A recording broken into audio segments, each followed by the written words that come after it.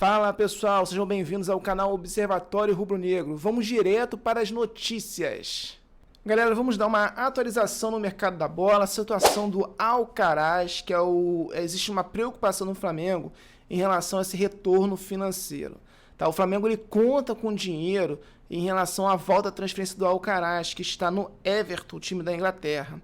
A concretização desse retorno financeiro depende se o Everton adquirir o jogador. E vamos lembrar como é que é a composição desse contrato. Para que o Everton seja obrigado a comprar Carlos Alcaraz, ele precisa cumprir uma meta de 8 jogos como titular. Até o momento, ele havia feito apenas 2 jogos como titular e tem 10 a realizar na Premier League. Eu acredito que ele não alcance esses totais de jogos como titular, gente. Então, a partir do momento que ele não conclui os 8 jogos como titular, significa que o time vai decidir se vai comprar o jogador ou não. E também o valor também ele não vai ser mais fixado. O Flamengo também pode ter o direito de pedir o jogador de volta. Então a negociação fica aberta entre o time do Everton e do Flamengo. A venda do Alcaraz poderia render ao Flamengo cerca de 18 milhões de libras. E como a gente sabe, sendo um excelente jogador ou não, para o Luiz Felipe, ele não é um jogador que vai agregar ao elenco, por motivos técnicos, táticos, em relação ao Flamengo. Tá? Então, o valor dele total seria em torno de 20 milhões de euros, elevando o potencial de investimento do Flamengo para 50 milhões de euros. Ué, mais de 20 para 50? Sim, porque o Flamengo, dentro do seu planejamento orçamentário, já tem 30 milhões de euros já para contratação ao longo do ano. Mais 20 milhões com o Alcaraz dá 50 milhões de euros. Então, realmente, dá uma potencializada no Flamengo no mercado para poder fazer contratações de pesos. E eu já tive uma última informação que eu assisti não do Paparazzo, né, do Resenha Rubro-Negra, do Fabrício Lopes, né, que diz que o Flamengo quer contratar 2 jogadores de pesos, né, então os 50 milhões de euros estariam aí nessas contas aí para fazer 2 contratações realmente importantes para o Flamengo. Caso o Carlos Alcaraz não cumpra a meta de jogos como titular, a negociação com o Everton, como foi dito, ficaria em aberto. Então existe o risco do Flamengo perder o dinheiro, mas também tem a possibilidade de ganhar mais dinheiro, pois outros clubes podem ter interesse além do Everton. O Everton não vai ter mais a prioridade de compra. E a situação é crucial para as finanças do Flamengo e vamos torcer para que tudo dê certo e que a negociação se concretize da melhor forma possível, tanto para o Flamengo e para o Everton. Dando continuidade à notícia, o Paparazzo Rubro-Negro informa que a janela de transferência doméstica está aberta e que os clubes, o que significa? Que os clubes podem contratar jogadores internamente dos campeonatos estaduais. Quem se lembra, o Flamengo na última vez contratou o Carlinhos. Não há nenhuma notícia em relação ao Flamengo, de interesse do Flamengo contratar algum jogador no mercado interno do futebol brasileiro. Mas, por outro lado, o Flamengo tem interesse de disponibilizar jogadores por empréstimo. Por exemplo, o Lohan, que está entre o Red Bull Bragantino e o time do Fortaleza, mas é uma negociação que está entre o Flamengo e o empresário. Vamos ver para qual clube ele deve ir. E também tem um jogador Pablo, que tem um salário muito alto e o Flamengo está tendo dificuldade. Provavelmente vai ter que pagar 70% do salário dele, que ele é um jogador que realmente ele só quer receber o salário dele completo, full. Pelo amor de Deus, tem torcedor de vez em quando pensa como torcedor. Torcedor tem que pensar como ser humano que tem família, que tem filho, que tem conta para pagar, que tem outros projetos. O futebol é só mais uma peça da vida dele, gente. Se vocês querem que o jogador abra a mão de metade do salário, o coitado, não é que ele receba pouco, mas ali é o dinheiro que ele tem para a vida dele, gente. Ele não vai abrir mão, ele não está errado, não. Então, se ele receber, se o Flamengo pagar, garantir que ele vá para um outro clube, que ele receba tudo que ele tem em contrato, beleza, e ele não está errado, não. Eu não sei que raiva o pessoal tem pode ter raiva, porque ele é um jogador ruim, que joga mal. Raiva do dirigente que contratou ele, que fez uma péssima contratação. Isso acontece também, risco do mercado. Mas raiva do jogador porque ele quer receber o salário dele integral, para mim não faz sentido nenhum. Mas aí tem o Pablo aí que o Flamengo está negociando e também para tentar empurrar aí para algum outro clube e o Flamengo vai ter com certeza que pagar parte significativa do salário do jogador. E, finalmente, em relação ao Thiago Maia, que o time caloteiro do Internacional que ele quer empurrar o time para o Santos para jogar para um outro time que não quer dar garantia, e o Flamengo dessa vez não está sendo mais bobo, não deixou essa negociação acontecer e já foi encerrado. O Thiago Maia vai continuar lá no Inter, o Inter vai continuar devendo o Flamengo e o Inter vai continuar a ficar sem pagar o Flamengo até onde puder. Essa é a verdade. O Flamengo, isso aí é fundo perdido. O Flamengo não sabe quando é que vai receber esse dinheiro do Inter, né? Porque o Inter não vai pagar. Só vai pagar quando chegar alguém e ter que tomar o dinheiro deles. Essa é a verdade. Vamos para a próxima notícia, pessoal. Pessoal, agora o assunto é sério. Agora, quem não gosta de fazer conta, pode pular e ir para outra notícia. Aqui a gente vai fazer algumas contas. Pode pegar o pedaço de papel e ter em mente o prejuízo desnecessário que o Flamengo e Vasco tiveram. As contas. O time ele tem que jogar bem em qualquer situação. E a saúde financeira do clube é essencial para que o clube ele se fortaleça ao longo do tempo. Então, para mim, o presidente do Vasco foi burro, no mínimo, ter tomado esse tipo de atitude. Ele está jogando para a torcida. E a torcida é emocional. A torcida ela pensa com o fígado. Então, vamos para a conta, tá? Vamos começar com o jogo do final de semana no Maracanã, que foi no estádio do Flamengo, o lucro de R$ 1.916.036, que o Vasco, né, para eles ali, eles não se sentem confortáveis no Maracanã, não tem torcida para isso. O Vasco lucrou R$ 686.104,24. A receita bruta foi de R$ 3.079.993.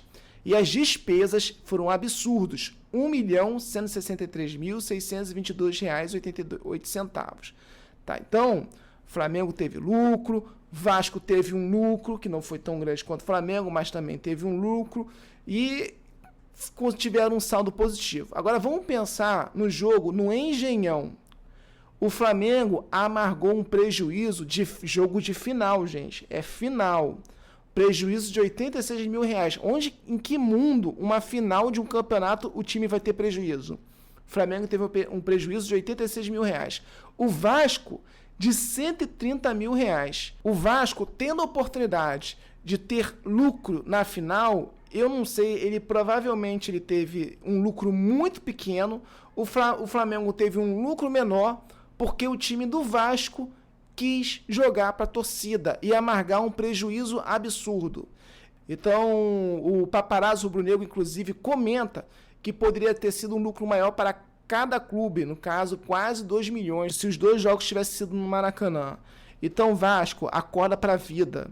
Na boa, o Flamengo já está muito acima de você. Pensa em você mesmo, pensa em ser um time saudável financeiramente, pensa em crescer, faz o que o Flamengo fez, faz o dever de casa, usa a cabeça e cresça com espaços pequenos. Você não vai chegar no Flamengo, pelo menos vai demorar muito, meu amigo. E não tenta tomar atitudes que vocês tomem prejuízo. É uma dica aqui de um rubro-negro aqui que quer o bem do Vasco, que eu acho que é importante ter um campeonato carioca forte. Mas vocês parece que trabalham para continuar sendo um time pequeno. Eu deixei meu recado, gente.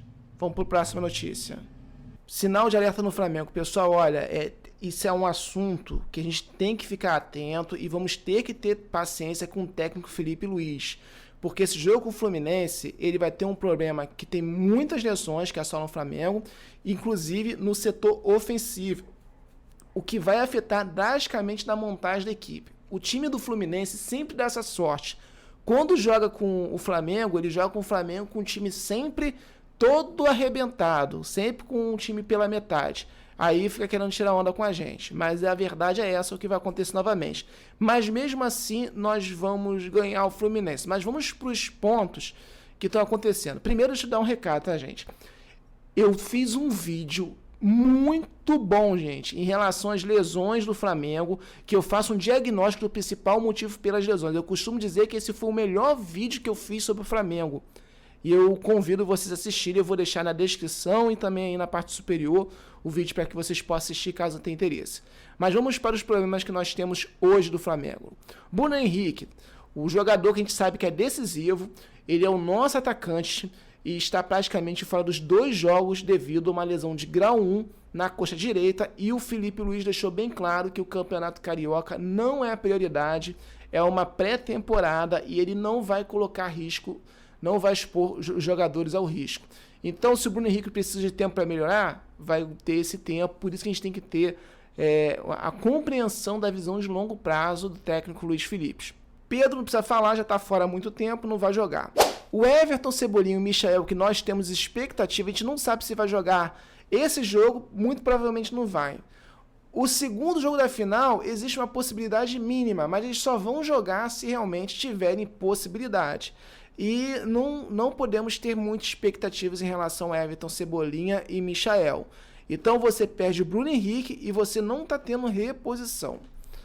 E aí, o que a gente tem dentro desse cenário? Tá tendo poucas opções para o ataque, nós temos o Gonzalo Plata, o Luiz Araújo. Eu acho que o Luiz Araújo ele é muito bom para o segundo tempo. Eu acho que tem que entrar não no final do segundo tempo.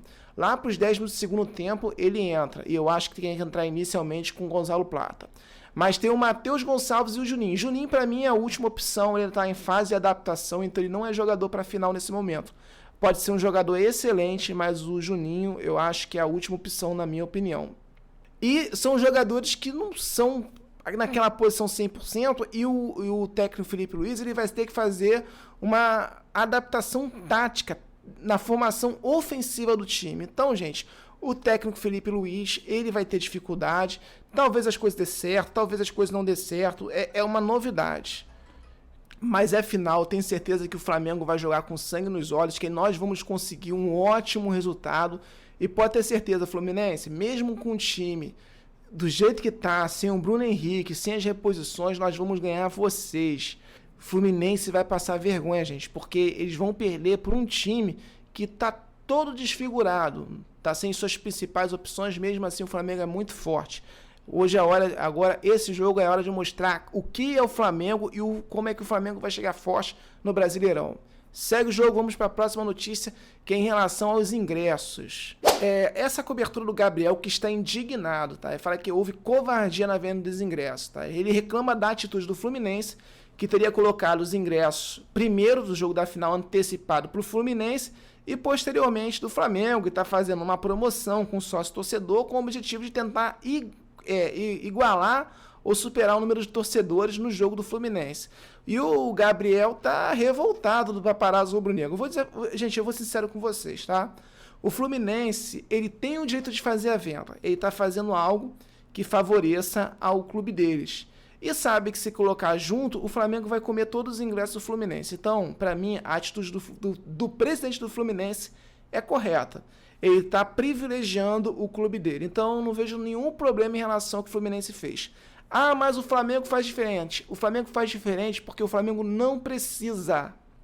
O Flamengo bota junto com o Fluminense, vai botar para vender e o Flamengo vai tomar toda a torcida lá do Flamengo na final. Vai ser mista, vai ser toda do Flamengo. O Flamengo não precisa de subterfúgio. Então, para o Flamengo, é mais negócio botar tudo vendendo junto para justamente aquecer a venda do ingresso, gerar concorrência e até aumentar o valor do ingresso para o Flamengo. O Flamengo não precisa fazer promoção, o Flamengo pode botar a data junto com o Fluminense e ele vai valorizar o campeonato e vai ter mais torcedores que o Fluminense. Então, a visão do Fluminense é ter mais torcedores. O Flamengo já vai ter mais, na venda de ingressos do Flamengo, ele já vai ter mais torcedores. Então, a visão do Flamengo é a visão do mercado. É realmente gerar uma... Eu vou utilizar os termos econômicos, tá, gente? Gerar uma escassez, né, uma concorrência, para que você possa até tornar o ingresso um pouco mais caro e você até vender um pouco mais caro para o Flamengo. Gente, é BAP, visão de mercado, visão de negócio. Esse é o jeito dele e eu respeito, tá? Desde que ele utilize todo o recurso de forma digna em favor do Flamengo. Beleza? Vamos para a próxima notícia. Já pensou numa nova Libertadores sem Flamengo e Palmeiras? Deixa eu te contar, meu amigo, o negócio é muito sério. Deixa eu contar uma história rápida. Se lembra daquele caso do caso de Ismo, né? Não pode falar Ismo, né? Já entenderam? Esse caso de preconceito contra um jogador do Palmeiras. Justo, cara, justo. Tem que defender os seus atletas.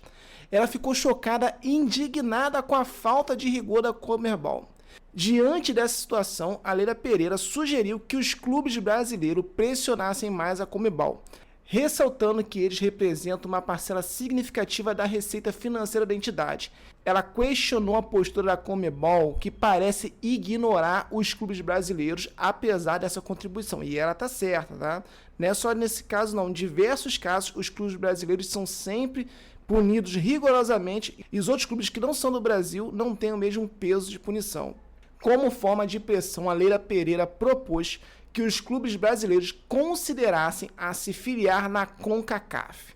Ela argumentou que a CONCACAF possui uma distribuição financeira muito superior à da Conmebol, o que tornaria os clubes brasileiros muito mais ricos.